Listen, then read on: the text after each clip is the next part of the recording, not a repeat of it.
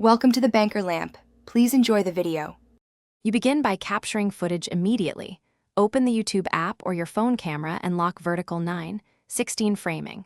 Aim for 15 to 60 seconds because shorter clips load and loop better. Once you have a clear hook in the first 3 seconds, move to simple lighting and steady hands, use a tripod or lean against a surface. Also make sure audio is clean. Use the phone mic close to the mouth or plug in a small lavalier for clearer speech. Once footage is captured, edit directly in the YouTube Shorts editor or a simple phone app to save time.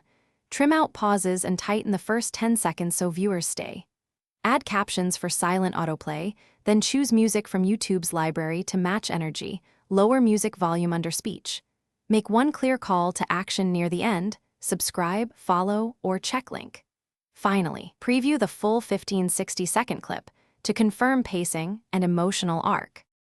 Now upload, choose a descriptive title, include hash shorts in the title or description, and add 2 to 3 relevant keywords so YouTube can categorize your clip.